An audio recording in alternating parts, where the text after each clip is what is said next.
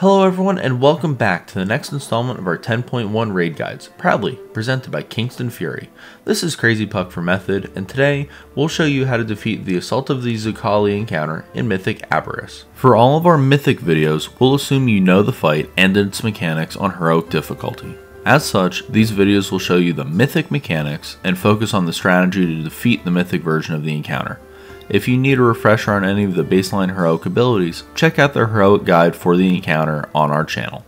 On Mythic, there's really only one change to this fight.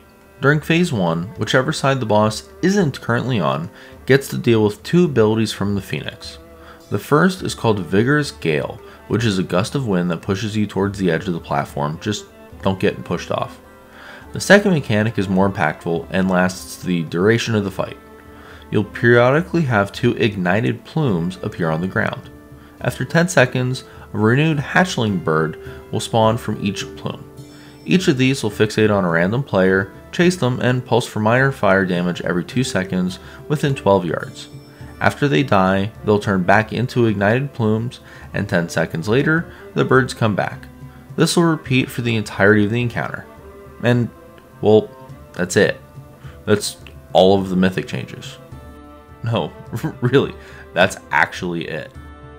Strategy-wise, we recommend a comp of 2 tanks, 4 healers, and 14 DPS. Pre-assign half the raid for each side. Tank the boss in the center of the area at the start, and do as much damage as you can early on. The first adds will spawn at about 27 seconds into the fight, at which time you'll break apart into your respective sides on the ledges. Like in Heroic, the boss jumps down to the northern side first, then jumps back and forth between the sides on a timer. Nothing's really different on the side with the boss, except that we do recommend using the rocks that spawn from the boss's heavy cudgel ability on Mythic. Click the rock, run to the edge, and use your extra action button to throw it and prevent an ad from spawning. On the side opposite the boss, you'll have the Phoenix. Keep an eye on timers, and make sure to call out when the pushback is about to happen. It's not particularly strong and really isn't that dangerous, just make sure you aren't standing right near the edge. The first set of ignited plumes will spawn at about 1 minute and 35 into the fight, with the birds spawning 10 seconds later. The birds themselves only have about 425,000 health, so cleave them down and just make sure they die pretty quickly.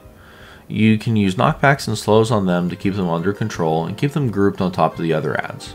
They really shouldn't be too much of a problem, especially early on in the fight, but as you get later on they can get progressively more annoying.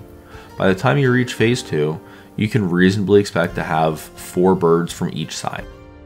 Other than that, the rest of Phase 1 is just like it was on Heroic. Dodge stuff, kill ads, hard swap to the Magma Mystic to break the barrier, and interrupt lava bolts, dispel magma flow dots. That's pretty much it. Phase 1 still ends when the boss hits 25% health, so make sure you're cleaving off the boss when he's on your side. Start running towards the middle as soon as the boss reaches 25% health and leaps there to cast Desperate Immolation so you can maximize your DPS uptime. You should pop Bloodlust here once everyone settles in. We recommend having your DPS ensure their cooldowns are up for this lust so you can absolutely maximize your boss damage. Phase 2 works basically the same as in Heroic, except with the addition of the birds. You can easily have 8 or more birds during this phase, so using knockbacks and slows to keep them controlled is really helpful. You'll want your DPS to kill them as fast as possible. Even though they aren't really dangerous individually, if you have 8 alive ticking for their AoE damage, it can start to hurt really badly and put a ton of stress on your healers. For the catastrophic slam, you'll need to plan a little bit differently based on your raid's overall DPS. From the moment Desperate Immolation ends, you have about 1 minute and 15 seconds until the 3rd slam happens. If you're able to kill the boss before this, you can just assign each ledge team to soak one of the slams. If your DPS isn't able to beat that 3rd slam, you'll need to split into 3 different soak teams.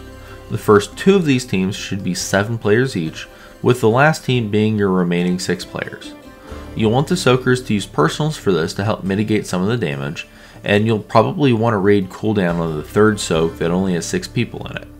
This is why we suggest holding Bloodlust, to help ensure you beat the 3rd slam, as it definitely makes things easier. New card, kill birds when they spawn, don't stand to bad things, and kill the boss. If you enjoyed this guide, remember to like it and make sure you're subscribed to the channel to catch all of our previews, guides, kill videos, and more. A big thank you again to Kingston FURY for making guides like these possible. From everyone here at Method, have a great day, and we'll see you next time.